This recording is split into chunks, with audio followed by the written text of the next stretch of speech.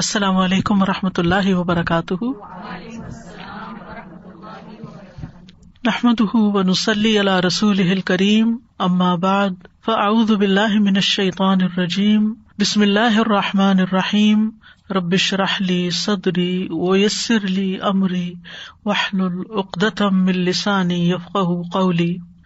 آج ہم انشاءاللہ حج کے پروگرام کے سلسلے میں حج بیت اللہ کے بارے میں قرآن مجید میں جو آیات آئی ہیں سورۃ الحج میں، پہلے ان کا جائزہ لیں گے، پھر ان سے متعلق کچھ احکام اور مسائل کا ذکر کریں گے انشاءاللہ۔ تو سورۃ الحج کی آیت نمبر 26 سے 30 تک کی تلاوت سنیے۔ وَإِذْ بَوَّأْنَا لِإِبْرَاهِيمَ مَكَانَ الْبَيْتِ أَلَّا تُشْرِكْ بِهِ شَيْئًا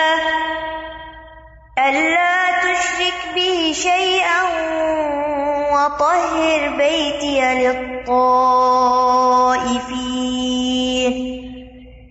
لِلطَّائِفِينَ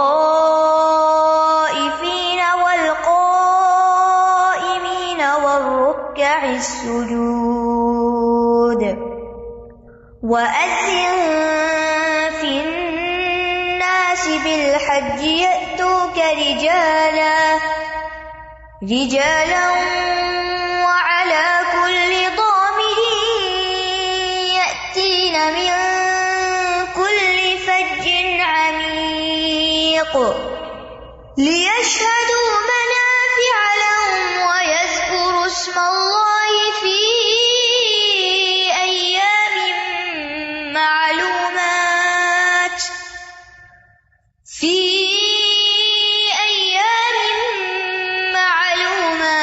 على ما رزقهم من بهيمة الأنعام فكلوا منها وأطعموا البائس الفقير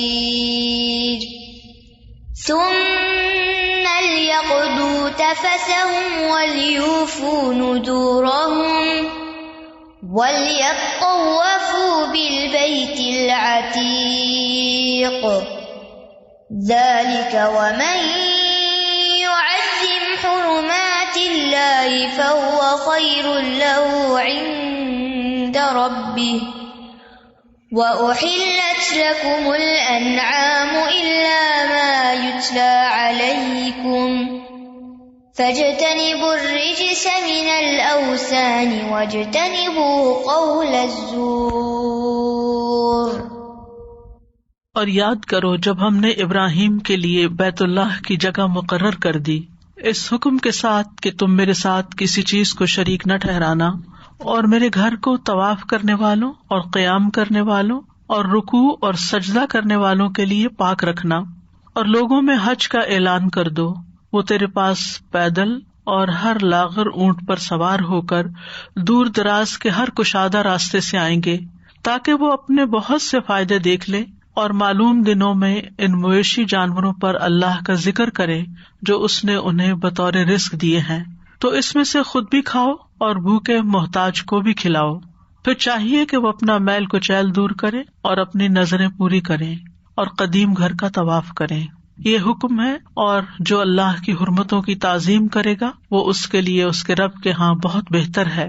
اور تمہارے لیے مویشی جانور حلال کر دیے گئے سوائے ان کے جو تمہیں پڑھ کر سنائے جاتے ہیں، بس بتوں کی گندگی سے بچو اور جھوٹی بات سے بھی بچو۔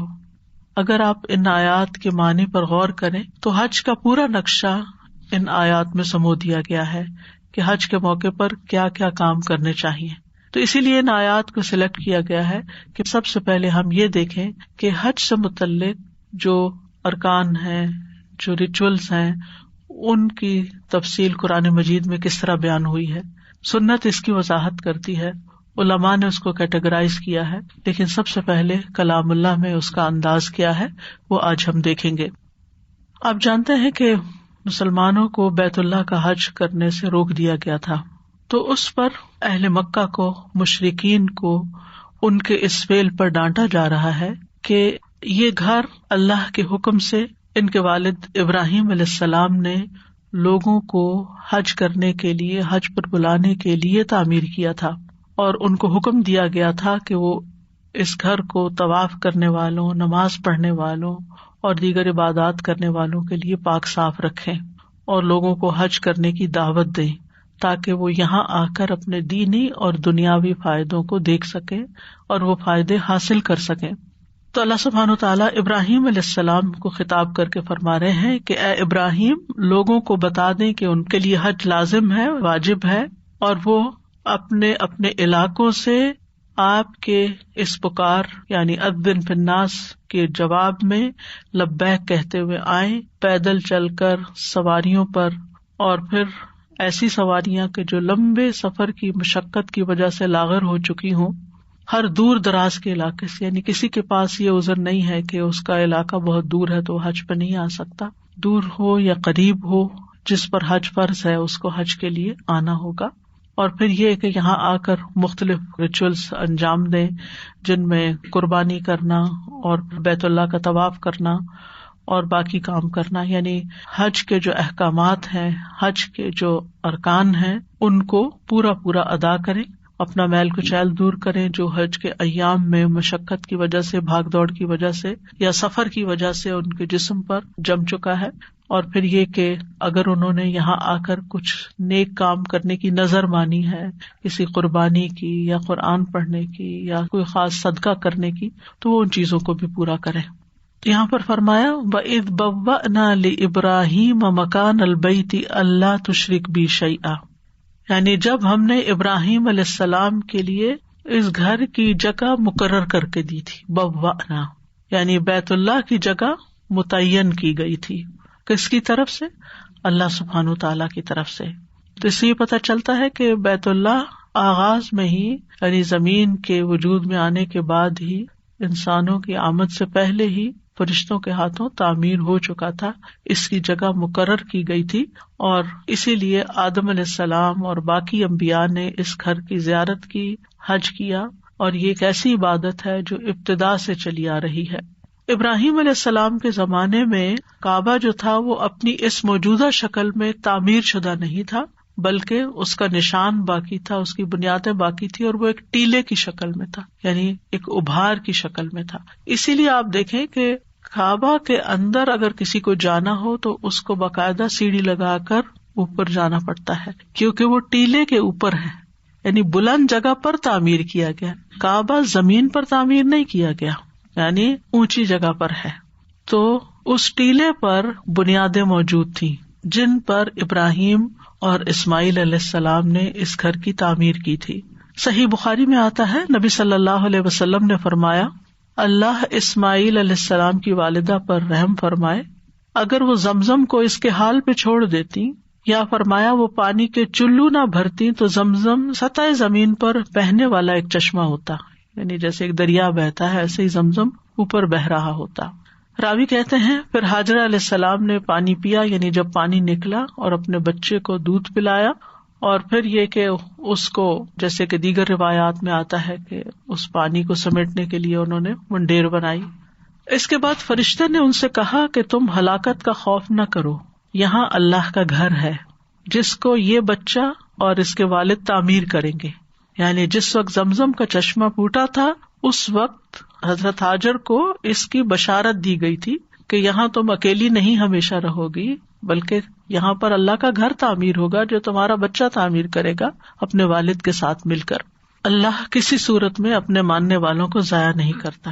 اس وقت کعبہ کا حال یہ تھا کہ وہ ٹیلے کی طرح سطح زمین سے اونچا تھا، جب سیلاب آتے تو اس کی دائیں اور بائیں جانب کٹ جاتے۔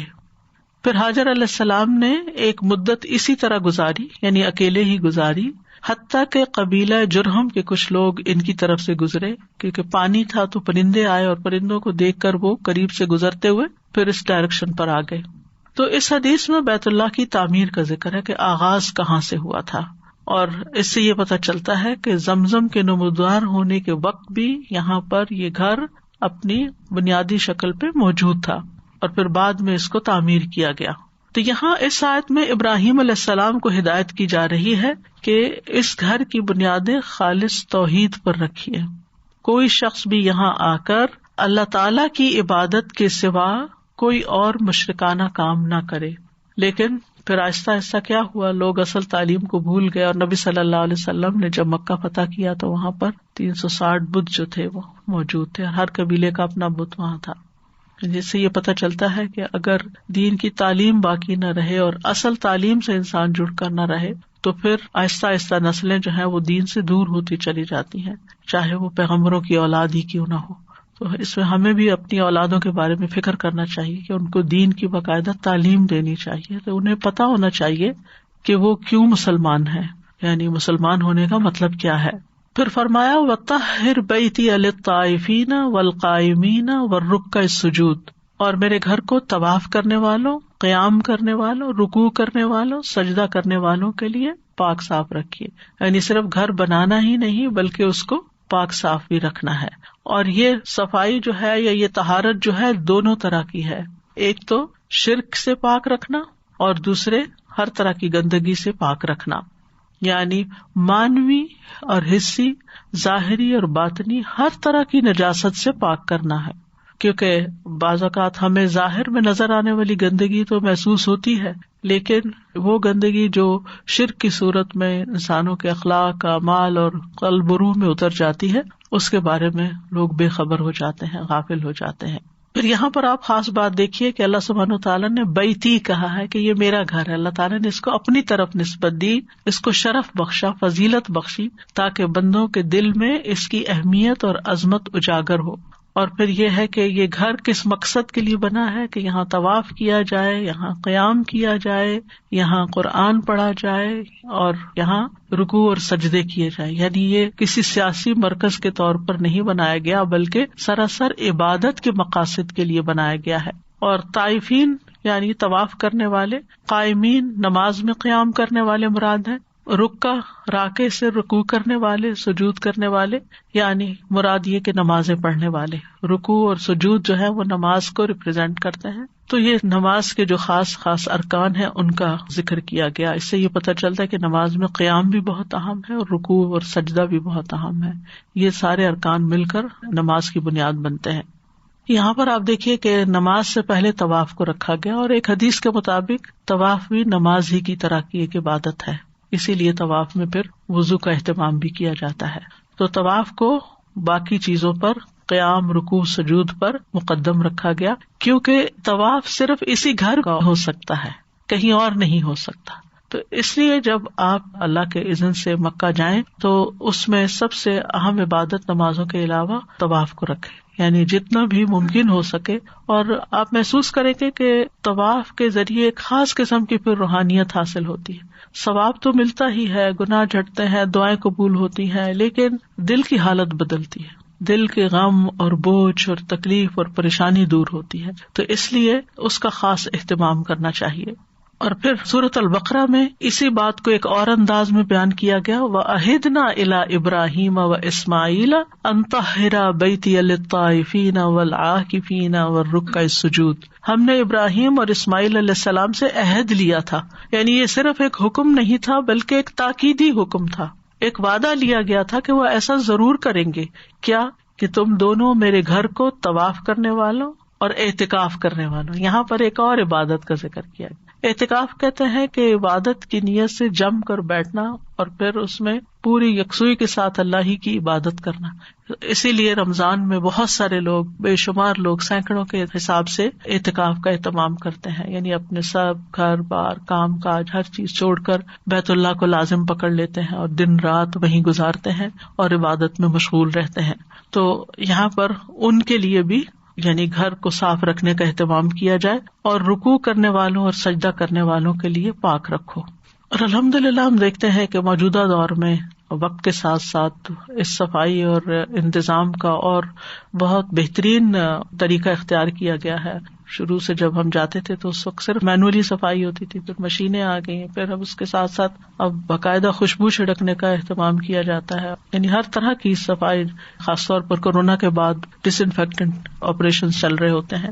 تو الحمدللہ اس حکم پر تو سب عمل کر رہے ہیں، لیکن یہ کہ اللہ تعالیٰ توفیق دے کہ ہم وہاں جا کر بھی ہر طرح کے شرک سے محفوظ رہیں اور پوری توجہ عبادت ہی کی طرف کریں. کیونکہ جہاں پر سہولتیں زیادہ ہو گئی ہیں وہاں پر سیل فون کی وجہ سے عموماً لوگوں کی توجہ سیلفیز اور باقی چیزوں کی طرف زیادہ ہو گئی ہے، اس سے بھی پرہیز کرنا چاہیے، کیونکہ یہاں اگرچہ شرک سے بچنے کے لیے کہا گیا کہ جو بتوں کی عبادت ہے، لیکن آپ دیکھیے کہ ہر وقت سیل فون پر سیلفی بناتے رہنا یا تصویریں اتار کر لوگوں کو بھیجتے رہنا یا وہاں پر لائیو طواف کرنا اور گھر والوں کو ساتھ کنیکٹ کر کے باتیں کرنا، ان تمام چیزوں سے بھی پرہیز کرنا چاہیے، کیونکہ طواف بھی ایک طرح کی نماز ہے اور اس میں پوری یکسوئی اور توجہ کے ساتھ اللہ تعالیٰ کی طرف متوجہ رہنا چاہیے اور ان چیزوں سے پرہیز کرنا چاہیے۔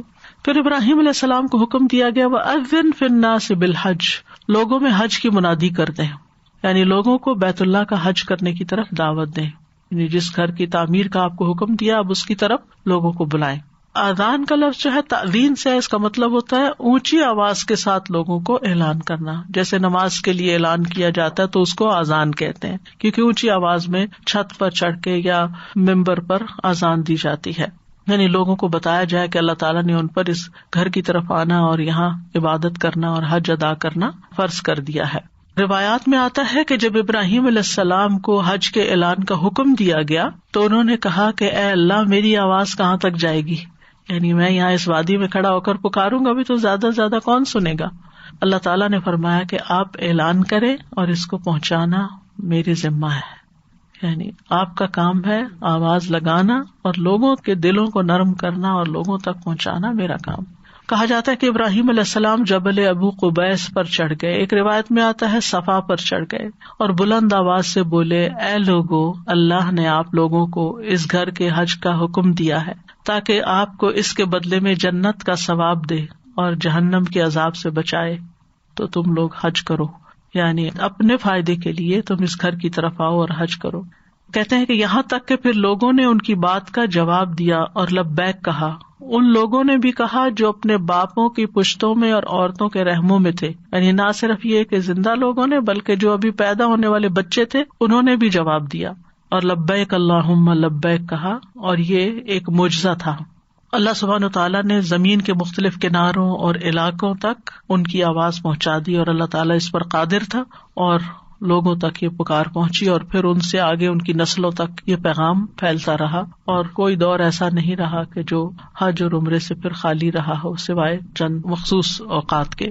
اور اس کے علاوہ بھی ابراہیم علیہ السلام کی دعا سورۃ ابراہیم میں آتی ہے کہ جس میں آتا ہے فَجْعَلْ أَفْئِدَةً مِّنَ النَّاسِ تَهْوِي إِلَيْهِمْ، یعنی انہوں نے صرف اتنا ہی نہیں کہا کہ یہاں آئیں بلکہ اللہ تعالیٰ سے خود دعا بھی کی مزید۔ تو اس سے پتہ چلتا ہے کہ دین کے کسی کام کے لیے، نیکی کے کسی کام کے لیے لوگوں کو صرف انوائٹ کر لینا کافی نہیں ہوتا کہ ایک فلائر آپ بھیج دیں یا ایک ای میل بھیج دیں یا ایک ٹیکسٹ میسج بھیج دیں، بلکہ آپ لوگوں کے لیے باقاعدہ دعا کریں کہ اللہ تعالیٰ ان کے دلوں کے اندر اس نیکی کے کام کی محبت پیدا کرے۔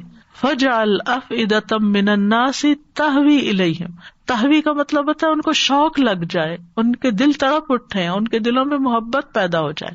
مجھے اچھی طرح یاد ہے کہ جب الہدا کی بنیادیں رکھی گئی تھی اور پہلا کورس ہونا تھا تو میں راتوں کو اٹھ کر نفل پڑھ کے دعا کرتی تھی کہ یا اللہ، ایک کام شروع کیا ہے تو اپنی رحمت سے لوگوں کو اس کی طرح متوجہ کرتے، اور جب بھی نیا ایڈمیشن ہوتا تھا تو میں باقاعدہ خاص دعاؤں کا اہتمام کرتی تھی۔ عام طور پر بھی انسان دعا کرتا ہے لیکن اس موقع پر خصوصی دعا کیا کرتے تھے کہ یا اللہ، جو لوگ بھی تیرے دین کو سیکھنا چاہتے ہیں یا ان کے اندر کچھ بھی اس چیز کا شوق ہے، ان کے راستے آسان کر دے، کیونکہ خاص طور پر آپ دیکھیں خواتین کے لیے بہت سی رکاوٹیں ہوتی ہیں، ان کے اپنے دل تڑپ بھی رہے ہوتے ہیں لیکن بچے ان کے پاؤں کی زنجیر ہوتے ہیں یا اور مشکلات ان کے راستے میں ہوتی ہیں۔ تو ایک داعی کا کام، یہ داعی نہیں جو اللہ کی طرف دعوت دینے والا ہے، ابراہیم علیہ السلام ایک داعی کی حیثیت سے اس وقت لوگوں کو عبادت کے اس کام کی طرف بلا رہے ہیں۔ تو اس میں صرف ظاہر ہمیں اپنی ڈیوٹی پوری نہیں کرنی ہوتی کہ ہم کہیں کہ ہم یہ بھی چیک مارک کر لیں، یہ بھی ہو گیا، یہ بھی ہو گیا، نہیں، بلکہ لوگوں کی آسانی کے لیے، اور نہ صرف یہ کہ ان کو بلانے کے لیے دعا کریں، پھر جب وہ آ جائیں تب بھی، اور جب وہ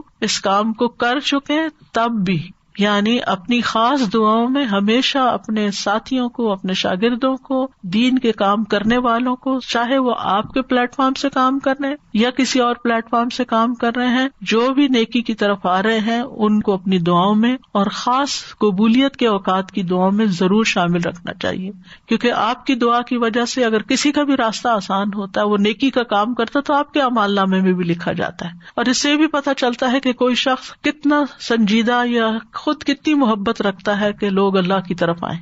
یعنی لوگوں کو اللہ سے جوڑنا جو ہے یہ پیغمبرانہ مشن ہے اور ایک بہت عظیم کام ہے، اسے معمولی نہیں سمجھنا چاہیے. اور ہم دیکھتے ہیں کہ پیغمبروں نے صرف کوششیں نہیں کی بلکہ دعائیں بھی کی اس کے لیے، اور اس کے لیے وہ تمام اسباب اختیار کیے کہ جس سے یہ کام آسان ہو. اللہ تعالیٰ چاہتا تو کن کہہ کہ جنگ بدر میں مسلمانوں کو فتح دے دیتا، لیکن کس قدر عاجزی کے ساتھ نبی صلی اللہ علیہ وسلم نے اس موقع پر دعائیں کی کہ حضرت ابوبکر کو آپ پر رحم آ گیا. تو یہ تمام چیزیں جو یہ دین کے کام کا ایک حصہ ہوتی ہیں، اور یہی اخلاق اور ادب ہمیں ان آیات میں سکھایا جا رہا ہے.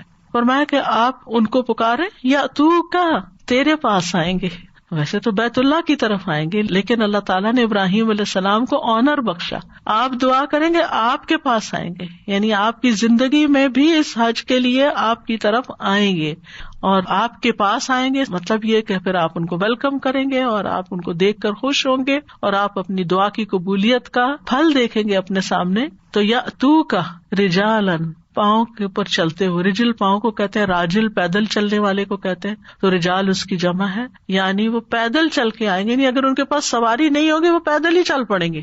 یعنی بعض لوگ ایسے ہوتے ہیں، خاص طور پر اب تو جیسے جہاز اور بہت ساری اور سہولتیں نکل آئی ہیں، لیکن اب تک بھی بہت سے لوگ پیدل حج کرتے ہیں. اور اس زمانے میں تو جب یہ سب کچھ میسر نہیں تھا اور ہر ایک کے پاس اونٹ گھوڑے نہیں ہوتے تھے، تو تب بھی یعنی ایسی محبت اور ایسا شوق اور ایسی لگن ان کے دل میں ہوگی کہ اگر ان کے پاس پورے اسباب سفر کے نہیں بھی ہوں گے تو وہ پیدل چل کے آ جائیں گے. سینکڑوں میل کا سفر طے کر کے وہ یہاں تک پہنچیں گے. وَعَلَىٰ كُلِّ ضَامِرٍ، اور ہر ضامرٍ، ہر لاغر اونٹ کے اوپر، یعنی وہ دبلا اونٹ اختیار نہیں کریں گے کہ سواری کے لیے دبلا اونٹ لیں، بلکہ وہ دور دراز کے سفر کر کر کے دبلے ہو جائیں گے. یہاں پیدل چلنے والوں کا ذکر پہلے کیا گیا، اسی لیے بعض علماء نے اس سے یہ دلیل لی ہے کہ اگر کوئی شخص پیدل چلنے کی استطاعت رکھتا ہو تو اسے چاہیے کہ پیدل حج کرے. یہ زیادہ افضل ہے ان کے خیال میں، کیونکہ اللہ تعالیٰ نے اس کو مقدم بیان کیا. ابن عباس کہتے ہیں کہ مجھ سے جو بھی چیز محروم ہوئی مجھے اس کا غم نہیں، سوائے اس کے کہ میں چاہتا تھا کہ کاش میں نے پیدل حج کیا ہوتا، کیونکہ اللہ تعالیٰ کا فرمان ہے یاتوک رجالا. تو بہرحال نیکی کے کام میں بڑھنا اور قدم اٹھانا جو ہے اس کا ایک شوق رکھنا اپنی جگہ ہے، لیکن اکثر علماء کہتے ہیں کہ سوار ہو کر حج کرنا افضل ہے، کیونکہ اس میں رسول اللہ صلی اللہ علیہ وسلم کی پیروی ہے. اور اصل مقصد یہ نہیں کہ انسان اپنے آپ کو ضرور تھکائے ہی، ہاں تھکن لاحق ہو جائے تو اور بات ہے، اس کی شکایت نہ کرے، لیکن تھکانا اور اپنے آپ کو کھپانا مقصود نہیں ہے. ہاں اگر کسی کے پاس اسباب نہیں ہے اور پیدل جانا چاہتا ہے تو اس کی اپنی فضیلت ہے. حضرت انس کہتے ہیں کہ نبی صلی اللہ علیہ وسلم نے ایک بوڑھے کو دیکھا جو اپنے بیٹوں کے سہارے پہ چل رہا تھا. آپ نے فرمایا اس کا کیا حال ہے؟ لوگوں نے عرض کیا کہ اس نے پیدل چل کر کعبہ جانے کی نظر مانی ہے. آپ نے فرمایا اللہ تعالیٰ نفس کو عذاب میں مبتلا کرنے سے بے نیاز ہے اور اس کو سوار ہونے کا حکم دیا. یعنی اگر کوئی شخص نہیں چل سکتا یا اس کو مشقت لاحق ہوتی ہے، جیسے بعض لوگ اگر بڑھاپے کی وجہ سے یا کسی بیماری کی وجہ سے پیدل چل کر طواف نہیں کر سکتے یا صحیح نہیں کر سکتے اور ویل چیئر لے لیتے ہیں یا وہاں پر جو اسکوٹیز اویلیبل ہیں ان پہ بیٹھ کے کرتے ہیں، تو اس میں کوئی برائی نہیں، کیونکہ نبی صلی اللہ علیہ وسلم سے سوار ہو کر بھی صحیح کرنے کی روایت ملتی ہے. اور پھر یہ کہ یہاں پر صرف اونٹوں کی بات نہیں کی گئی بلکہ ضامر کا لفظ اس بات کا اعلان کر رہا ہے کہ وہ اللہ کے راستے میں خوب خوب مشقت کر کے آیا ہے. اور پھر آپ دیکھیے کہ انہی جانوروں کی طرف فعل منسوب کیا گیا، یا اتینا، یا اتونا نہیں کہا، یعنی وہ پیچھے آ چکا کہ لوگ آئیں گے آپ کے پاس، لیکن یہاں اونٹنیوں کے بارے میں کہا گیا کہ یا اتینا من کل فج عمیق، یہ اونٹنیاں دوڑتی ہوئی ہر کشادہ راستے سے، دور دراز کے راستے سے آئیں گی. یہ بالکل ایسے ہی ہے کہ جیسے والعادیات ضبحا ہے، اس میں تیز دوڑنے والے گھوڑے یا اونٹنیوں کی بات کی گئی ہے. مراد اس سے مجاہدین ہے کہ جو اللہ کے راستے میں نکلتے ہیں، لیکن جن گھوڑوں پہ سوار ہوتے ہیں اور جن جانوروں پہ سوار ہوتے ہیں ان کو آنر بخشا گیا ہے، لہٰذا فعل کی نسبت ان کی طرف کی گئی ہے. تو یہاں بھی فعل کی نسبت اونٹوں کی طرف کر دی گئی کیونکہ وہ بھی اللہ کے راستے میں ہے. تو اس سے یہ پتہ چلتا ہے کہ ہر وہ چیز جو اللہ کے راستے میں استعمال ہوتی ہے، چاہے آپ کی گاڑی ہے، چاہے آپ کے لیپ ٹاپس ہیں یا دیگر مال اسباب ہیں، تو ان کی بھی اپنی ایک شان ہے اور ان کا بھی ایک مقام ہے، کیونکہ وہ بھی اللہ کے لیے استعمال ہو رہے ہیں. اور ان چیزوں کو بھی آنر بخشنا چاہیے، ان چیزوں کی بھی قدر کرنی چاہیے، ان چیزوں کا بھی خیال رکھنا چاہیے. اسی لیے 3 طرح کے گھوڑے ہوتے ہیں، اور ایک گھوڑا وہ جو اللہ کے راستے میں ہوتا ہے، قیامت کے دن وہ خود بھی اور اس کی لید اور اس کا پیشاب اور اس کا جو چارہ ہے وہ سب کچھ بھی اعمال نامے میں وزن اس کا ہوگا، کیونکہ وہ اللہ کے راستے میں استعمال ہوا. تو جیسے آج کل اب یہ مشکل ہوئی کہ گیس مہنگی ہو گئی ہے، اس لیے بہتر ہے گھر سے ہی پڑھ لیا جائے. تو آپ دیکھیں کہ ہر جگہ جاتے ہیں، گروسری کے لیے جاتے ہیں، ہر کام کے لیے نکلتے ہیں، تو اگر اللہ کے راستے میں تھوڑی سی گیس لگ گئی تو کیا فرق پڑتا ہے؟ اللہ سبحانہ تعالیٰ اس کو بہترین نعم البدل دے گا، کہیں اور سے بچا دے گا آپ کے لیے. تو اللہ کے راستے میں جو بھی مال خرچ کرنا پڑے کسی بھی موقع پر، اس سے گھبرانا نہیں چاہیے، کیونکہ باقی چیزیں آپ لوگوں کو دیتے ہیں تو لوگ بھی اس کی قدر کرتے ہیں. تو جو آپ اللہ کے لیے دیتے ہیں، کیا اللہ تعالیٰ آپ کی قدر نہیں کرے گا اور کیا آپ کو بہترین نعم البدل نہیں دے گا؟ تو یہاں پر دو لفظ مزید استعمال ہوئے، فج اور عمیق. فج جو ہوتا ہے ان رستوں، سڑکوں وغیرہ کے لیے استعمال ہو رہا ہے کہ جو بیت اللہ کی طرف جاتی ہیں، اور عمیق ویسے تو گہرائی کے لیے استعمال ہوتا ہے جیسے ڈیپتھ کے لیے، لیکن یہاں مراد دور کے علاقے. اگر آپ دیکھیں گلوب پر خانہ کعبہ کو، تو جب وہاں سے نکلتے ہیں تو بظاہر تو اسٹریٹ راستے لگتے ہیں لیکن وہ نیچے کو بھی اترتے ہیں، تو اس لیے عمیق کا لفظ استعمال ہوا. تو بہرحال حضرت ابراہیم علیہ السلام نے حج کے لیے پکارا، اور اس کے بعد رسول اللہ صلی اللہ علیہ وسلم نے اس کی تعمیل کی اور لوگوں کو اس گھر کی طرف آنے کی دعوت دی. اور پھر اللہ سبحانہ تعالیٰ نے نبی صلی اللہ علیہ وسلم کے ہاتھوں دور دراز کے علاقے فتح کروا دیے، اور آپ کی امت کے ہاتھوں، جس کی وجہ سے پھر آپ دیکھیں کہ دنیا کے ہر دور دراز علاقے سے، آپ دیکھیں نارتھ امریکہ سے، آسٹریلیا سے، افریقہ کے دور دراز علاقوں سے لوگ حج کرنے کے لیے وہاں جاتے ہیں. اور فج عمیق میں اس بات کی طرف بھی اشارہ ہے کہ مسلمان جو ہیں وہ دنیا کے دور دراز علاقوں تک پھیل جائیں گے. لیشہدوا منافع لہم، تاکہ وہ ان فائدوں کا مشاہدہ کریں جو اللہ نے ان کے لیے رکھے ہیں. یعنی حج کی طرف دعوت دینے کی حکمت یہاں بتائی گئی کہ وہ اللہ کی رضا تو حاصل کریں گے، عبادت کریں گے، لیکن اس عبادت کے دیر اینڈ دین ان کو فائدے بھی نظر آئیں گے.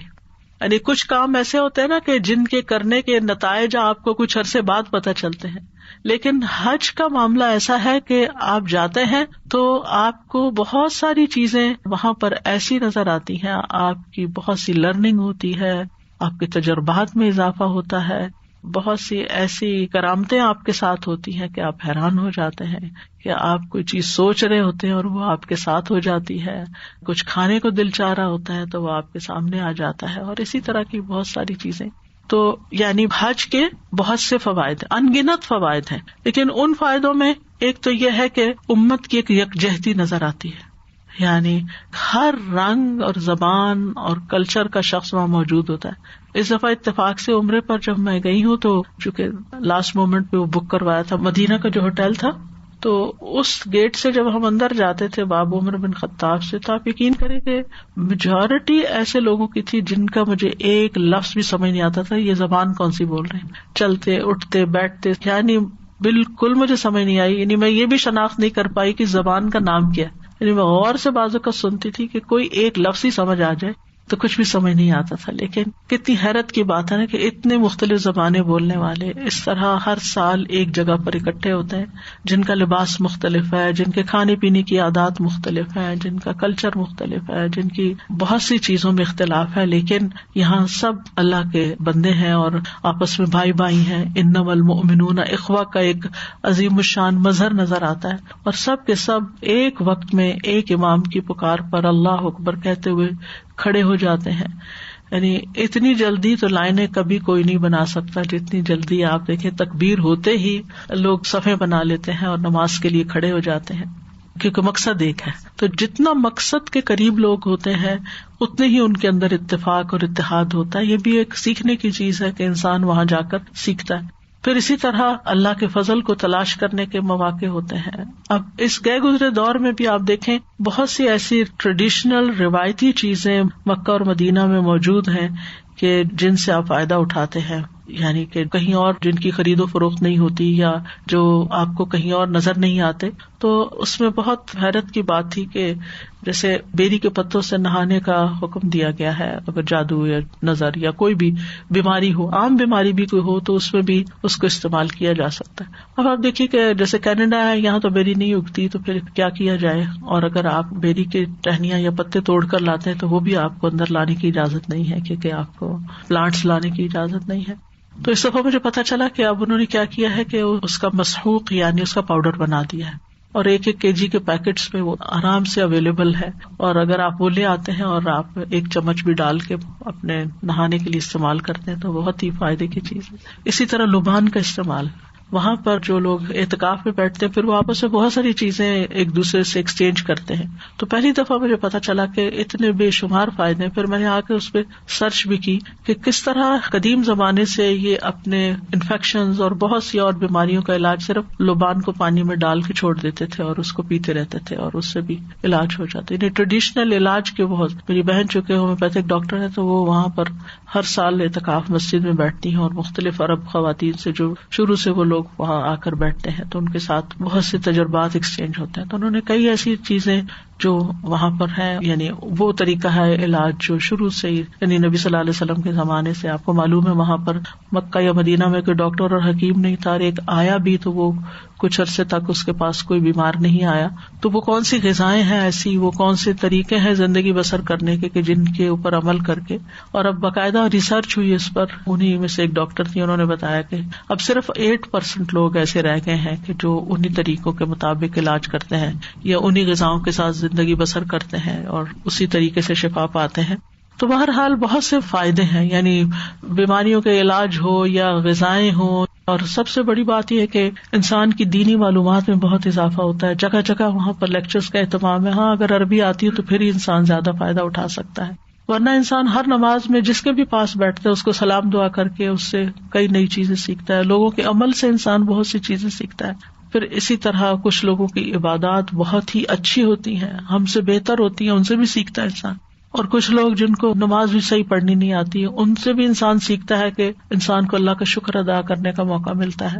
یعنی بے شمار فائدے ہیں. اگر میں اس پہ شروع کر دوں فائدوں پہ بات تو پھر ہمارا سارا لیکچر اسی پہ چلا جائے. لیکن ہر شخص کے اپنے پرسنل مشاہدات بھی وہاں جا کر ہوتے ہیں کہ جس سے اس کے علم اور یقین اور ایمان میں اضافہ ہوتا ہے. یعنی ایک چیز جو یقینی طور پر انسان کے اندر اضافہ کرتی ہے وہ ایک اطمینان, امن.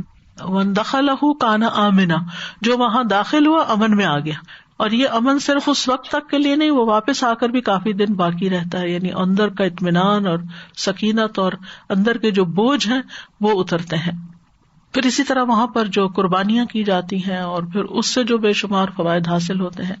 پھر فرمایا وَيَذْكُرُ اسْمَ اللَّهِ فِي أَيَّامٍ مَّعْلُومَاتٍ عَلَىٰ مَا رَزَقَهُم مِّن بَهِيمَةِ الْأَنْعَامِ, اور وہ اللہ کی حمد کریں اور اس کا شکر ادا کریں اور اس کی تکبیر اور تسبیح کے ساتھ اس کی ثنا کریں ان معلوم دنوں میں. یعنی حج کے مقاصد میں سے ایک مقصد یہ بھی بتایا گیا ہے کہ حج کرنے والے لوگ معلوم دنوں میں اللہ کا نام ذکر کریں اور خصوصاً ان چوپاؤں پہ اللہ کا نام ذکر کریں جو اللہ نے ان کو دیے ہیں. علماء کہتے ہیں کہ اس سے مراد عشر ذی الحجہ کے پہلے 10 دن ہیں, ایام معلومات, یعنی ان میں کثرت کے ساتھ اللہ کا ذکر کرنا چاہیے. بہت سے لوگ جو حج پہ جاتے ہیں وہ عموماً عشر ذی الحجہ کی فضیلت نہ جاننے کی وجہ سے بعض اوقات اپنا بہت سا وقت ادھر ادھر بھی گنوا دیتے ہیں, مارکیٹس اور بازار اور ان چیزوں میں. تو اس میں یہ ہے کہ اللہ تعالیٰ کا ذکر خصوصاً تکبیرات کا پڑھنا اور تسبیحات کا پڑھنا. اور پھر پہلے عشرے کا 10واں دن جو ہے وہ قربانی کا دن ہے جس میں جانوروں پر اللہ کا نام پڑھنا, یعنی اللہ کے راستے میں قربانی کرنا کہ جو حج کا ایک حصہ ہے اس کی طرف بھی اشارہ ہے. اور پھر ایام معلومات میں علماء نے اس کو یوم النحر کے بعد ایام تشریق جو ہیں 11, 12, 13 ان کو بھی شریک کیا ہے. یعنی یہ تمام دن جو ہیں یہ ذبح کے ایام ہیں. اور بہیمۃ الانعام سے مراد اونٹ, گائے, بھیڑ, بکری وغیرہ ہیں جن کی قربانی دی جاتی ہے. پھر آپ دیکھیے کہ خاص طور پر یہ جو بات کی گئی ہے وہ یہ کہ جانوروں کو ذبح کرتے وقت اللہ کا نام لیا جائے, کیونکہ ان کے ہاں بتوں کے نام پر قربانی کی جانے لگی تھی جس سے روکا گیا.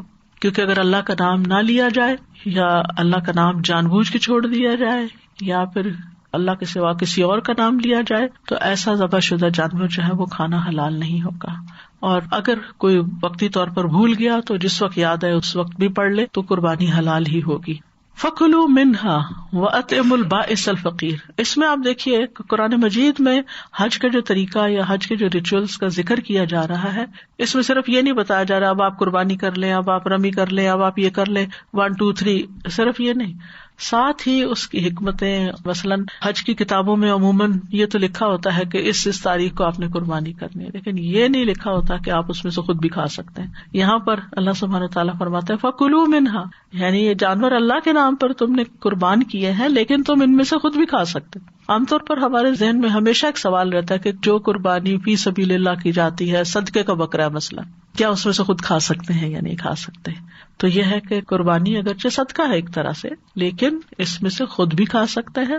وَأَطْعِمُ الْبَائِسَ الْفَقِيرَ، اور کسی ایسے شخص کو جس کو سخت فاقہ لاحق ہو، تنگی پہنچی اور محتاج ہو، اس کو بھی کھلا سکتے ہیں.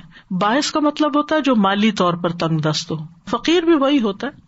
یہاں پر فقیر کا لفظ عام ہے، لیکن باعث یعنی جو بہت ہی لاچار قسم کا انسان ہو اس کی طرف اشارہ ہے. اس کا یہ مطلب نہیں کہ غنی کو نہیں کھلا سکتے، یعنی آپ اپنے دوستوں کو نہیں کھلا سکتے یا اپنے گھر والوں کو نہیں کھلا سکتے، نہیں، ان کو بھی کھلا سکتے ہیں. یعنی جب آپ خود کھا سکتے ہیں تو اپنے دوست احباب کو بھی کھلا سکتے ہیں، اور جب انسان خود کھاتا ہے تو اپنے آس پاس کے لوگوں کو تو کھلاتا ہی ہے، لیکن بعض اوقات غریبوں کو بھول جاتا ہے، تو اس لیے ان کا خاص طور پر ذکر کیا گیا. اور پھر نبی صلی اللہ علیہ وسلم کی سنت بھی ہے ہمارے سامنے. آپ کی عمر 63 سال تھی، آپ نے 63 قربانیاں اپنے ہاتھ سے کی تھی اور باقی حضرت علی نے کی تھی، اور سب میں سے ایک ایک ٹکڑا لیا گیا تھا اور اس کو ملا کے پھر پکایا گیا تھا، جس میں سے آپ نے خود بھی کھایا اور باقی لوگوں نے بھی کھایا تھا. آپ نے گوشت بھی کھایا تھا، شوربہ بھی پیا، اور پھر باقی لوگوں نے کھا لیا. پھر آپ سوار ہوئے اور بیت اللہ کی طرف روانہ ہو گئے. پھر ساتھ ہی فرمایا ثم لیقضوا تفثهم، اب قربانی بھی ہو گئی ہے، اب کیا کریں؟ نہائیں دھوئیں، اپنے بال کاٹیں اور اپنے آپ کو صاف ستھرا کریں. یعنی یہ بھی مناسک حج میں سے ہے، یعنی اپنا میل کچیل دور کریں، اور میل کچیل دور کر کے نہا دھو کر پھر سلا ہوا لباس پہن لیں. یعنی جب کنکریاں مار لی جائیں اور باقی ریچولز پورے کر لیے جائیں، تو احرام سے جب آپ نکلتے ہیں تو پھر ناخن کٹوانا، خوشبو لگانا، یہ سب کچھ حلال ہو جاتا ہے. اور پھر آپ دیکھیں کہ ایک تو نہانا مراد ہے، اور دوسرا یہ کہ بالوں کو کتروانا اور صاف ستھرا کرنا اور ناخن، یہ ساری چیزیں، یعنی ہر طرح کی میل کچیل، آپ ایک پراپر شیپ میں اب آ جائیں. ایک اور معنی یہ بھی کیا جاتا ہے کہ اپنے حج کے اعمال اب باقی جو رہ گئے ان کو پورا کریں. وَلْيُوفُوا نُذُورَهُمْ، یعنی فرائض ادا کرنے کے علاوہ جو آپ نے کوئی نظر مانی ہوئی ہے اس کو بھی ادا کریں. نظر ہر اس عمل کو کہتے ہیں جو انسان پر لازم ہو جائے، یا انسان اپنے اوپر اس کی پابندی لازم کر لے. یعنی اللہ نے آپ پر لازم نہیں کیا، آپ کسی نیکی کے کام کو جب اپنے اوپر خود لازم کر لیتے ہیں، اس کے کرنے کا وعدہ کر لیتے ہیں، عہد کر لیتے ہیں، تو وہ نظر ہو جاتی ہے.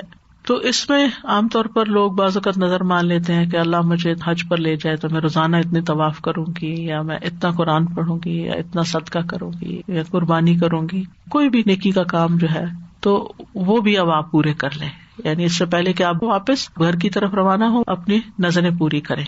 وَلْيَطَّوَّفُوا بِالْبَيْتِ الْعَتِيقِ، یہاں پر آپ لفظ دیکھیے، وَلْيَطَّوَّفُوا، وَلْيَطُوفُوا نہیں کہا گیا.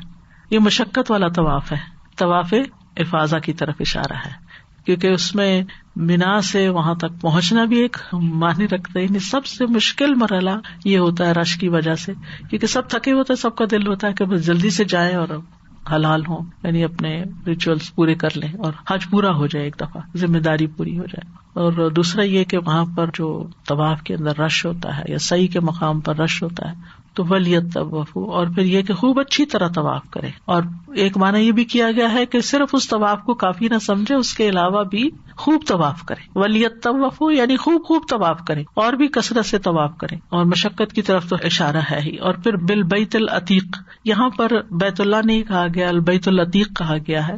عتیق کا ایک معنی ہوتا ہے قدیم، چونکہ یہ دنیا میں سب سے پہلا گھر ہے تو اس لیے اس کو عتیق کہا گیا. ایک معنی ہے آزاد، یعنی یہ کسی انسان کی ملکیت نہیں ہے، ہر آقا کے تسلط سے آزاد ہے. اسی طرح یہ کہ اس پر کبھی کوئی اور مسلط نہیں ہوگا، اور ایک آنریبل گھر ہے. ذالک ومن یعظم حرمات اللہ فہو خیر لہ عند ربہ، اور جو اللہ کی حرمات کی تعظیم کرے گا تو وہ اس کے لیے اس کے رب کے ہاں بہت اچھا ہے. یعنی حرمات سے مراد وہ تمام چیزیں ہیں جن کے احترام کا حکم دیا گیا ہے، جیسے حرم ہے، مسجد حرام ہے، حرمت والے مہینے ہیں، ہدی کے جانور ہیں، یعنی مکہ کی طرف قربانی کے لیے لے جانے والے اونٹ بکریاں وغیرہ ہیں، یہ ساری چیزیں.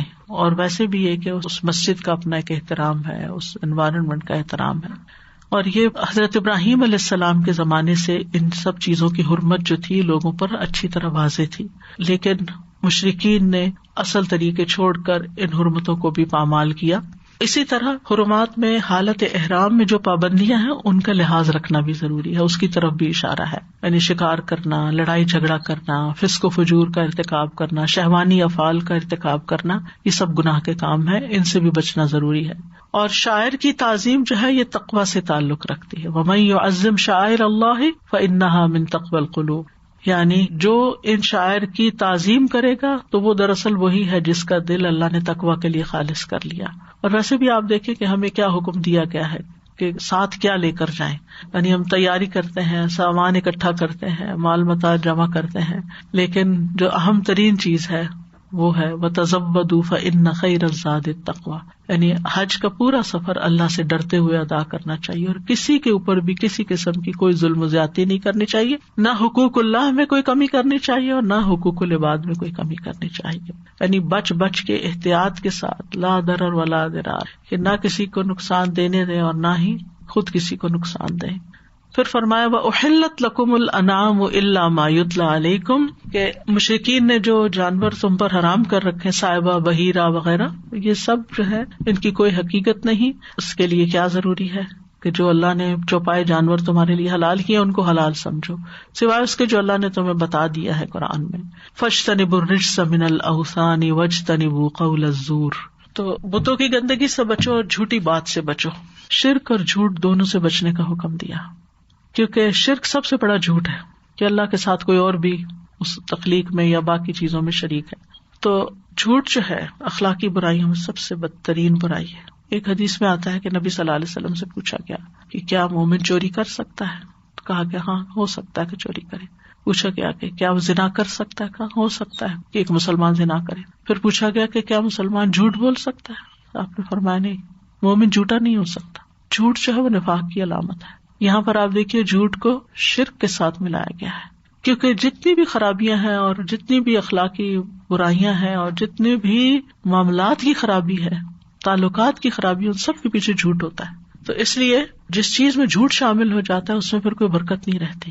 تو یہاں حج کا جو سبق سکھایا گیا کہ ایک طرف حج اسٹیبلش کرو، کس کے لیے؟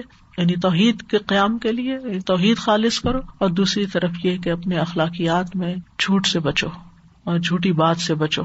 تو ان آیات سے جو باتیں ہمیں پتہ چلتی ہیں وہ مختصر دہرا دیتی ہوں کہ سب سے پہلے یہ کہ حج اور عمرے کے لیے جانا دراصل اللہ کی پکار پر لبیک کہنا ہے کہ لبیک اللہم لبیک، آپ نے بلایا اور میں حاضر ہو گیا۔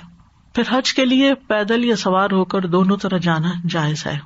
پھر یہ کہ بیت اللہ کی طرف جانے کو یا تو کا سے تعبیر کیا گیا کہ گویا اس نے ابراہیم علیہ السلام کی پکار پر لبیک کہا، یعنی آغاز انہوں نے کیا۔ اور جو کسی نیکی کا آغاز کرتا ہے، قیامت تک جو بھی شخص اس کی پکار پر لبیک کہتے ہوئے وہ کام کرتا ہے، وہ سب اس کے اجر میں اضافے کا باعث بنتا ہے۔ یعنی قیامت تک جتنے بھی لوگ بیت اللہ کی طرف جائیں گے ان سب کا ثواب جو ہے وہ ابراہیم علیہ السلام کو بھی ملے گا، یا اتو کا، وہ تمہارے پاس آ رہے ہیں، تمہارے کہنے پہ آ رہے ہیں۔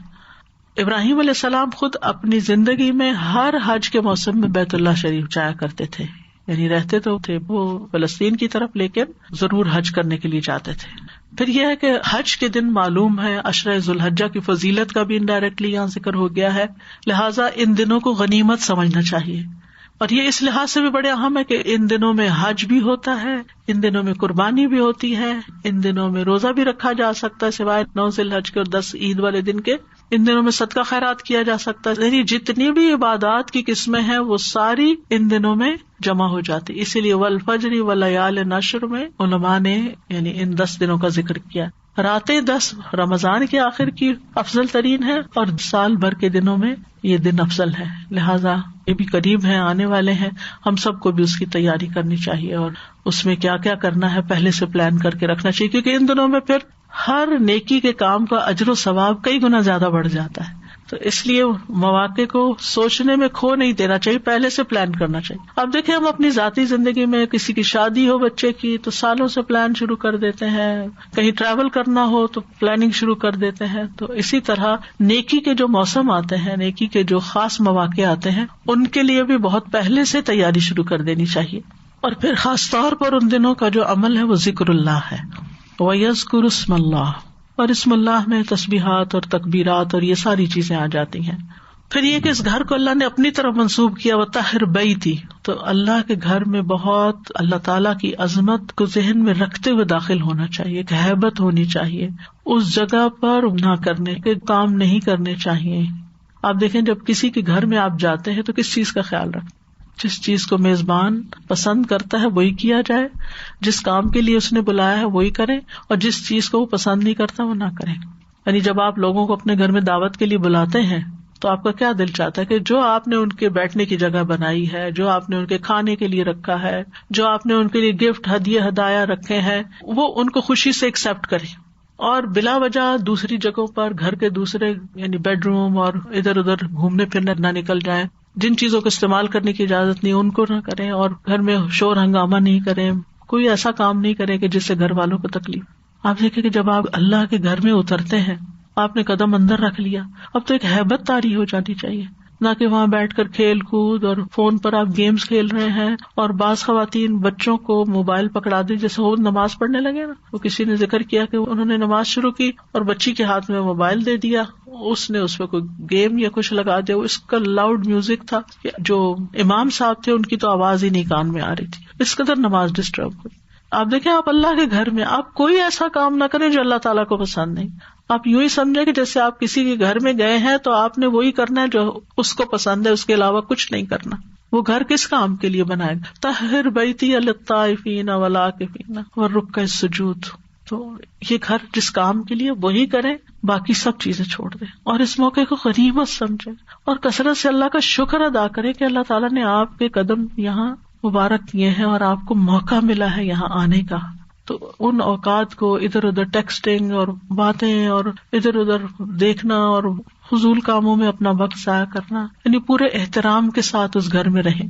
پھر اسی طرح اس گھر کی صفائی کا بھی خیال رکھیں، گندگی پھیلانا جائز نہیں ہے. وہاں اگر کوئی کوڑا کرکٹ نظر آئے تو اس کو اٹھا لیں. کہاں یہ کہ بعض لوگ کھجور کھا کے گٹلیاں پھینک دیتے ہیں یا پانی پی کے کپ چھوڑ دیتے ہیں. ٹشو یعنی مسلسل صفائی کرنے والی خواتین کے ایریا میں گھوم پھر رہی ہوتی ہیں اور وہ لوگوں کی چھوڑی ہوئی چیزیں اٹھا کے کوڑے پھینک رہی ہوتی. ہم اپنے بیگ میں خود ہی اپنا ٹشو ڈال لیں، ہم کیوں چھوڑیں؟ کیا ہمارا دل چاہے گا مثلا کوئی آپ کے گھر آئے اور اپنا ٹشو استعمال کر کے آپ کے ٹیبل پہ چھوڑ دے یا نیچے پھینک دے فلور پہ؟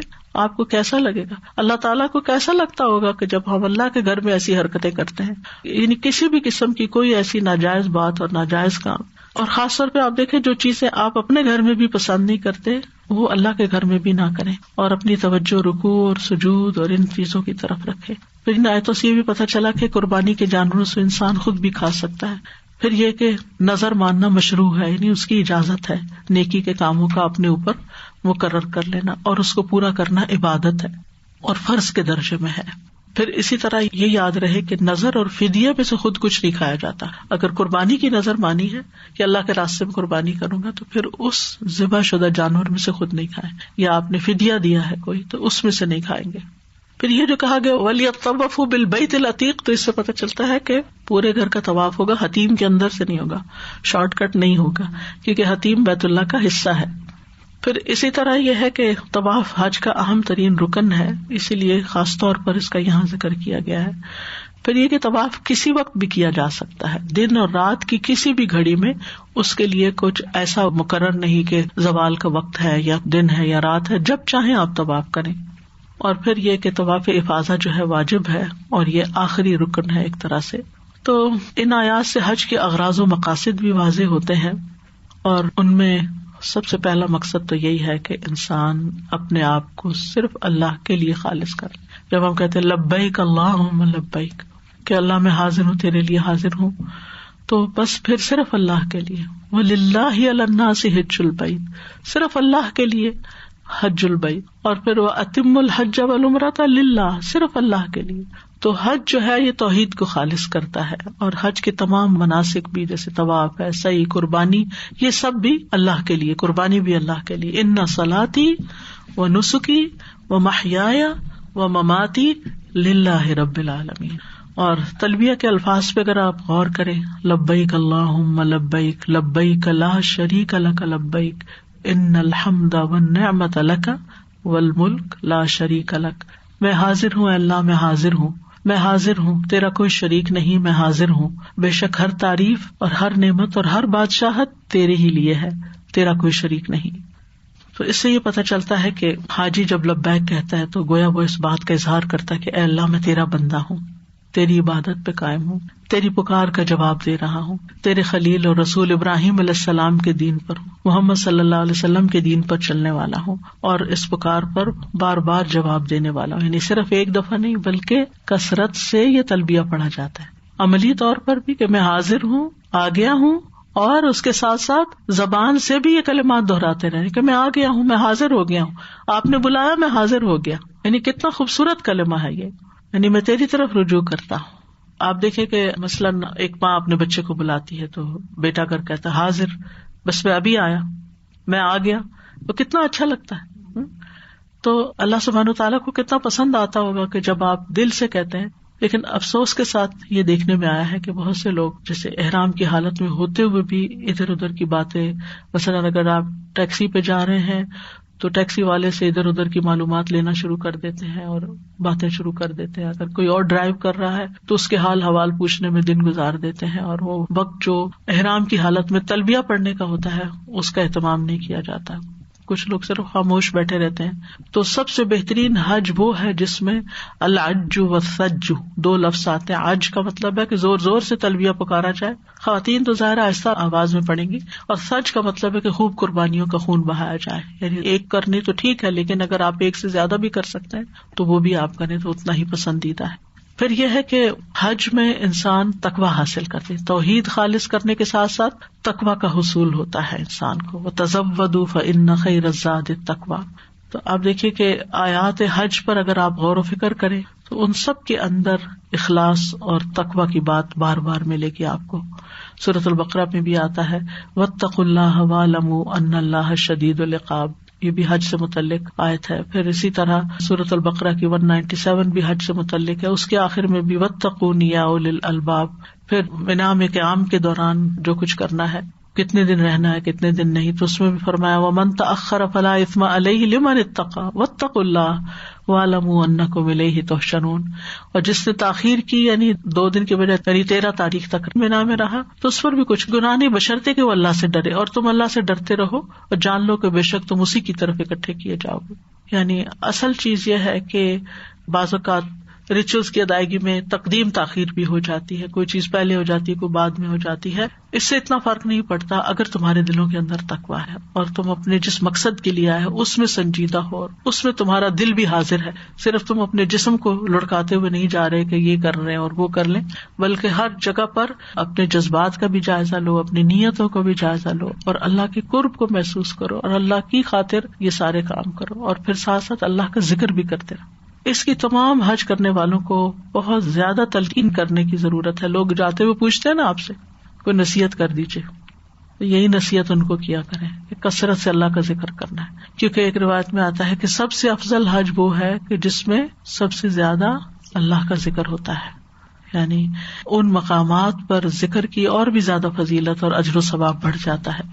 اور پھر اللہ تعالیٰ کا حکم بھی ہے، سورۃ البقرہ کی آیت نمبر 200 میں فرمایا فَإِذَا قَضَيْتُم مَّنَاسِكَكُمْ فَاذْكُرُوا اللَّهَ كَذِكْرِكُمْ آبَاءَكُمْ أَوْ أَشَدَّ ذِكْرًا۔ اور جب تم اپنے حج کے مناسک پورے کر چکو تو اللہ کو یاد کرو جس طرح اپنے باپ دادا کو یاد کیا کرتے تھے، بلکہ اس سے بھی زیادہ یاد کرنا۔ پھر البقرہ 203 میں آتا ہے وَاذْكُرُوا اللَّهَ فِي أَيَّامٍ مَّعْدُودَاتٍ، گنتی کے چند دنوں یعنی ایام تشریق میں اللہ کا ذکر کرو، جیسے کہ ایک روایت میں آتا ہے نا کہ یہ دن کھانے پینے اور اللہ کا ذکر کرنے کے ہیں۔ تو ہر جگہ ذکر ایک ایسی عبادت ہے جس کے لیے آپ کو نہ چلنے کی ضرورت ہے، نہ اٹھنے نہ بیٹھنے کی، زبان صرف ہلانی ہے اور دل میں اللہ کو یاد کرنا ہے۔ سورۃ البقرہ 198 میں آتا ہے وَاذْكُرُوهُ كَمَا هَدَاكُمْ وَإِن كُنتُم مِّن قَبْلِهِ لَمِنَ الضَّالِّينَ، اس کا ذکر ایسے کرو جیسے اس نے تمہیں ہدایت دی، بے شک تم اس سے پہلے یقیناً گمراہ لوگوں میں سے تھے۔ تو مطلب یہ ہے کہ حج کے تمام ایام جو ہیں ان میں ریچولز ادا کرنے کے ساتھ ساتھ مخصوص دعائیں پڑھنے کے علاوہ ذکر کی کثرت، اور ذکر میں پھر تسبیح، تکبیر، تحمید، تہلیل، لا حول ولا قوت الا باللہ، درود شریف، آیت کریمہ، یہ ساری چیزیں آپ پڑھ سکتے ہیں۔ اور پھر آپ دیکھیں کہ انسان اپنے گناہوں کے استغفار بھی ساتھ ساتھ کرتا رہے تاکہ اس کے معاملات آسان ہو، حج اس کے لیے آسان ہو، اور اس کی زبان سے کوئی ایسی بات نہ نکلے اگر کوئی تھکاوٹ یا کوئی ناگوار چیز پیش آتی. بعض لوگ صرف لوگوں کی طرف دیکھتے رہتے ہیں، ان پہ تبصرے کرتے رہتے ہیں. اس سے بھی گریز کرنا چاہیے. نہ کسی کا مذاق اڑانا ہے اور نہ ہی کسی کے عیب اچھالنا مقصود ہے. بہتر یہ کہ انسان اپنی نگاہیں جھکا کے رکھے اور اللہ کو یاد کرتا رہے اور جس کام کے لیے آیا ہے اس کی طرف فوکس کرے. اور حج کے مقاصد میں سے ایک اور اہم مقصد نفس کا تزکیہ ہے. دل کو حسد اور لغو خواہشات سے پاک کرنا ہے. قرآن مجید میں آتا ہے فمن فرض فیہن الحج فلا رفث ولا فسوق ولا جدال فی الحج. جو شخص ان مہینوں میں حج کو فرض کر لے تو حج کے دوران نہ کوئی بے حیائی کی بات کرے، نہ کوئی گناہ کرے اور نہ لڑائی جھگڑا کرے. لڑائی جھگڑا کب ہوتا ہے؟ آپ غصے میں کب بولتے ہیں؟ جب آپ کے دل کے اندر کچھ ابل رہا ہوتا ہے نا، تو پھر وہ منہ سے بھی نکل آتا ہے. تو اگر دل سے دوسروں کو معاف کرتے چلے جائیں گے تو پھر غصہ اور لڑائی جھگڑا اور یہ چیزیں بھی نہیں ہوگی. پھر اسی طرح حج کے اوقات کی حرمت اور حج کے مقام کی حرمت دونوں کا خیال رکھنا، یہ بھی حج کے مقاصد میں سے ہے، کیونکہ حج اشہر الحرم میں آتا ہے. اور پھر آپ دیکھیے کہ ان عدت الشہور عند اللہ 12 شہرا فی کتاب اللہ جیسے آتا ہے منہا اربعۃ حرم. تو ان مہینوں میں اپنے اوپر ظلم نہ کرو، یعنی گناہ کر کے ظلم نہ کرو، بلکہ اللہ کی اطاعت میں یہ وقت زیادہ سے زیادہ گزارو. اور پھر نبی صلی اللہ علیہ وسلم نے جو ان دنوں میں خطبہ دیا تھا اس میں کس چیز کی تعلیم دی تھی؟ انسانی حرمت کی. یعنی یہ حج کے مقاصد میں سے خاص مقصد ہے عزت اور احترام. وقت کا بھی احترام کرو، ان مہینوں کا، ان دنوں کا، ان جگہوں کا، وہاں جانے والے لوگوں کا، وہاں جانے والے جانوروں کا جو قربانی کے ہے. عزت اور احترام. اس سے یہ پتہ چلتا ہے کہ ہمارا دین جو ہے وہ ایک کیسا دین ہے جس میں اخلاق، ادب، احترام اور ایک وقار اور ایک ہیبت ہے. یعنی انسان کی تربیت کرتا ہے. حج ایک تربیتی کورس ہے، جیسے رمضان ایک تربیتی کورس ہے، ایسے حج بھی ایک تربیتی کورس ہے. نبی صلی اللہ علیہ وسلم نے عرفہ کے دن لوگوں کو جو خطبہ دیا، پوچھا یہ کون سا دن ہے؟ لوگوں نے کہا اللہ اور اس کا رسول ہی بہتر جانتے ہیں. آپ نے پوچھا یہ تمہارے مہینوں میں سے کون سا مہینہ ہے؟ لوگوں نے کہا اللہ اور اس کا رسول ہی بہتر جانتے ہیں. آپ نے پوچھا یہ تمہارے شہروں میں سے کون سا شہر ہے؟ لوگوں نے کہا اللہ اور اس کا رسول ہی بہتر جانتے ہیں. آپ نے فرمایا تمہارا آج کا دن حرمت والا دن ہے، تمہارا مہینہ بھی حرمت والا مہینہ ہے، تمہارا یہ شہر بھی حرمت والا شہر ہے. یاد رکھو بے شک تمہارا خون، تمہارے مال ایک دوسرے کے لیے اسی طرح حرمت والے ہیں جیسا تمہارے اس دن، اس مہینے، اس شہر کی حرمت ہے، یہاں تک کہ تم اپنے رب تبارک و تعالیٰ سے جا ملو. یعنی قیامت تک یہ حرمت باقی ہے. پھر وہ تم سے تمہارے اعمال کے متعلق سوال کرے گا کہ تم نے ان حرمتوں کا خیال رکھا یا نہیں رکھا. پھر آپ نے آسمان کی طرف ہاتھ اٹھا کر کئی مرتبہ فرمایا اے اللہ تو ان پر گواہ رہنا، اے اللہ تو ان پر گواہ رہنا. صحابی کہتے ہیں میں نہیں جانتا کہ آپ نے کتنی بار یہ جملہ دہرایا، یعنی ہاتھ اٹھا اٹھا کر. حرام کام اور غلط کام اور گناہ کے کام اور لغو کام عام دنوں میں بھی ناپسندیدہ ہے، منع ہے، لیکن حرمت والے مہینے میں، حرمت والے جگہ پر، حرمت والے دنوں میں یہ کام کرنا زیادہ گناہ کا باعث ہے. جیسے اللہ تعالیٰ فرماتے سورۃ الحج میں وَمَن يُرِدْ فِيهِ بِإِلْحَادٍ بِظُلْمٍ نُذِقْهُ مِنْ عَذَابٍ أَلِيمٍ. جو بھی اس میں کسی قسم کے ظلم کے ساتھ کسی کجروی کا ارادہ کرے گا ہم اسے دردناک عذاب کا مزہ چکھائیں گے. یعنی یہاں آ کر جو حرمتوں کو پامال کرے گا پھر اس کی پکڑ بھی ہوگی. پھر اسی طرح حج کے مقاصد میں سے ایک مقصد یہ بھی ہے کہ انسان اللہ کا شکر گزار ہو کہ اللہ نے ہمیں اتنا خوبصورت دین دیا ہے کہ جس میں ہمیں اتنے بامقصد طریقے سے یہ پورا سفر کروایا اور بہت سے کام کروائے جس میں ہمارے سیکھنے کی بہت سی چیزیں تھی اور دینی اور دنیاوی بہت سے فائدے. اور پھر جانوروں کی قربانی اور ان کا کھانا اور اللہ کی بڑائی بیان کرنا. کذالک سخرھا لکم لتکبروا اللہ علی ما ھداکم وبشر المحسنین.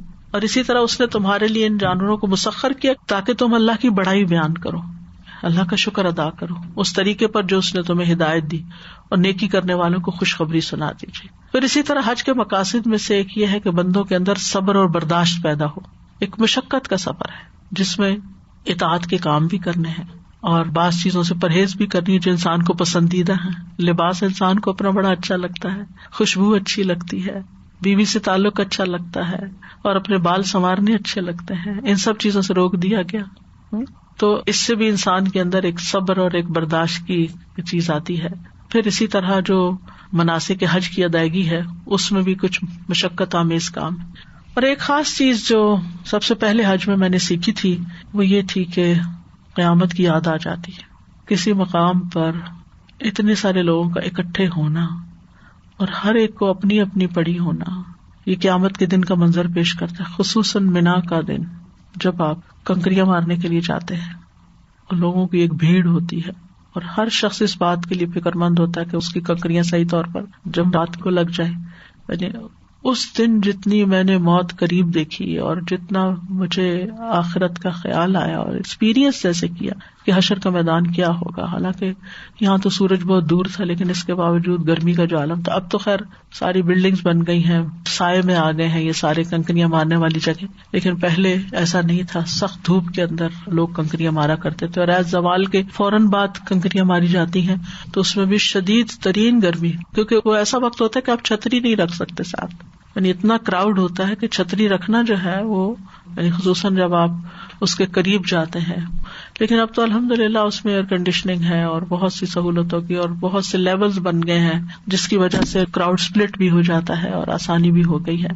بہرحال عرفہ کا دن بھی اور جبل عرفات کے اوپر جب لوگ اکٹھے ہوتے ہیں تو یہ ساری چیزیں آخرت کی یاد بھی دلاتی ہیں. چند چیزیں حج کے احکام اور مسائل میں سے بھی بیان کر دیتی ہوں. اس میں سے سب سے پہلی بات یہ ہے کہ حج کے مہینے معلوم ہے، یعنی حج سال کے کسی وقت میں نہیں، معلوم مہینوں میں ہی کیا جائے گا، اور وہ ہے شوال، ذوالقعدہ اور ذی الحجہ.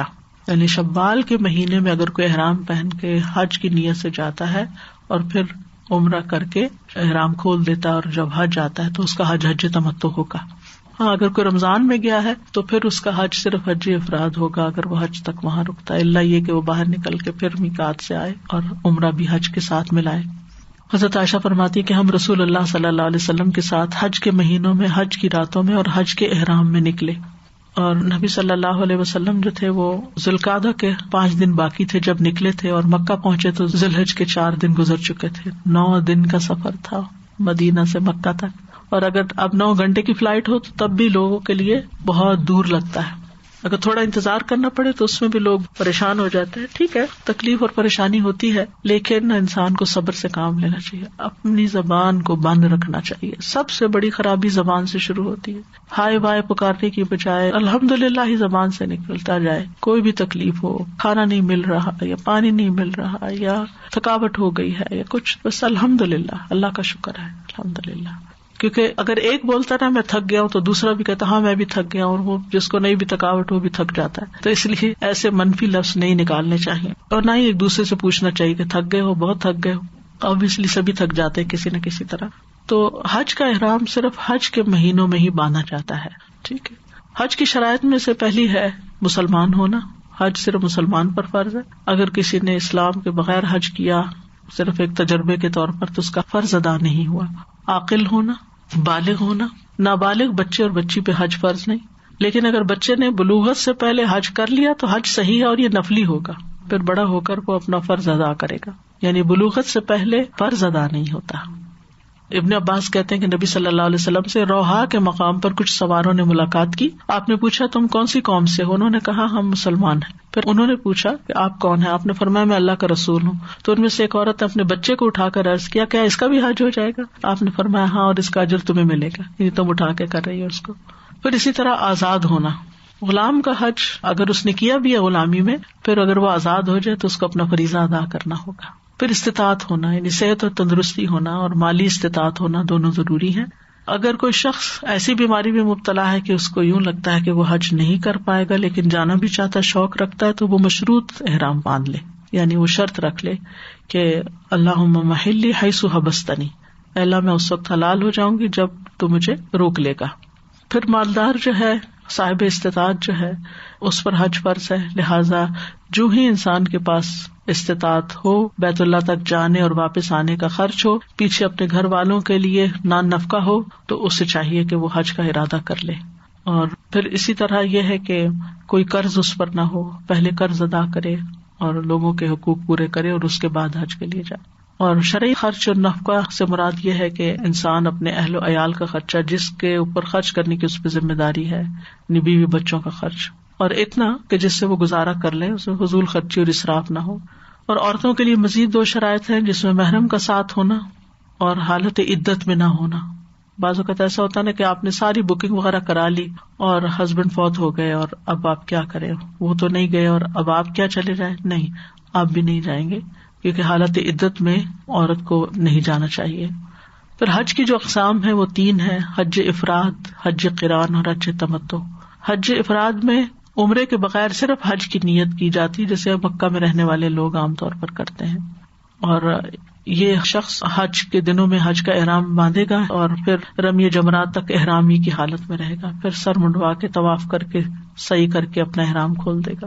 اہل مکہ کے علاوہ اگر کوئی اور بھی ایسا کرنا چاہے کہ صرف حج کرنا چاہے عمرہ نہ کرنا چاہے تو کر سکتا ہے، یعنی خالی حج کرے. لیکن پسندیدہ کیا ہے؟ حج تمتع، کہ جس میں انسان پہلے حج کے مہینوں میں عمرہ کرے اور پھر احرام کھول دے اور پھر حج کے دنوں میں حج کا احرام دوبارہ پہنے. اور حج قران کیا ہے کہ میقات سے عمرہ اور حج دونوں کی نیت سے اکٹھا احرام باندھنا اور قربانی کا جانور ساتھ لے جانا.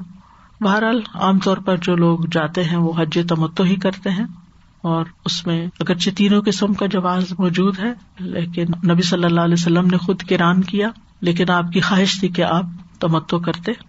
اور یہ ہے کہ آپ صلی اللہ علیہ وسلم نے یہ بھی فرمایا کہ قیامت تک کے لیے عمرہ حج میں داخل ہو گیا ہے، یعنی دونوں ایک سفر میں کیے جا سکتے ہیں. بہرحال یہاں کچھ چیزیں وضاحت طلب ہیں، وہ وقت کے ساتھ ساتھ انشاءاللہ میں آگے آپ کو بتاؤں گی تھوڑی سی ڈیٹیلز. چیز کی وضاحت کر دیجیے، یہ جو پیدل سفر کا حج تھا نا، تو یہ اپنے مقام سے یا پھر حج کے جو جہاں مینا سے نکلتے ہیں وہ پیدل؟ دونوں طرح کا، دونوں. کیونکہ بعض لوگ اپنے علاقے سے بھی نکلتے ہیں تو پیدل نکلتے ہیں. ہم جہاں سے جائیں گے، لیکن جب وہاں سے حرم سے پھر مینا سے پوری جو کریں گے پھر وہ بھی ہو پیدل. سکتا ہے، وہاں بھی ہو سکتا ہے. کئی لوگ جاتے ہیں کیونکہ وہ کہتے ہیں کہ گاڑیوں پہ رش بہت ہے تو پیدل ہی تو نکلتے وہ پیدل میں آ جائے گا، آ جاتا ہے. اچھا ایک کوشچن اور بھی تھا کہ ایسا کوئی شخص فوت ہو جائے جس کے اوپر مالی استطاعت کی وجہ سے حج فرض نہیں تھا، لیکن اس کا کوئی قریبی رشتے دار اس کی طرف سے حج کرنا چاہے تو کیا وہ کر سکتا ہے؟ تو وہ اس کا نفلی حج ہوگا مرنے والے کا، یا اس کا کیسا کاؤنٹ جس پہ ہوگا؟ حج ہے ہی نہیں اس کا حج کیا ادا کریں گے؟ اچھا، لیکن بعض دفعہ بچوں کو خواہش ہوتی ہے کہ اس وقت ماں باپ کے پاس حج پیسے کریں، نہیں اپنے دیں. لیے کریں اور ان کے لیے دعائیں کریں. اچھا جی، بس یہ. السلام علیکم استاذہ جی، یہ بات اتنی میرے دل میں لگی کہ ہر انسان کو میں دیکھتی تھی، ایمان والا ہے، مسلمان ہے، اس کے اندر اس گھر جانے کی تڑپ ہے، اور یہ اللہ سبحانہ تعالیٰ کی ڈالی ہوئی ہے. اور جب ایک دفعہ وہاں سے ہو جاتے ہیں تو وہ تڑپ اور بڑھ جاتی ہے. میں نے یہ نوٹ کیا کہ ایک دفعہ دیکھ کے پھر اور جانے کی دیگر. الحمدللہ. سادہ جی، آپ اپنی غلطیاں سوچ کے تو باقی دل کا رہ کے جائیں، کیونکہ جس طرح سے آپ بتا رہی ہیں نا تو احساس ہو رہا ہے کہ کتنی غلطیاں کی ہیں ہم لوگوں نے. اللہ تعالیٰ ہمیں دوبارہ لے کے جائے. اوکے، وآخر دعوانا ان الحمد للہ رب العالمین. سبحانک اللہم وبحمدک، اشہد ان لا الہ الا انت، استغفرک واتوب الیک. السلام علیکم ورحمۃ اللہ وبرکاتہ.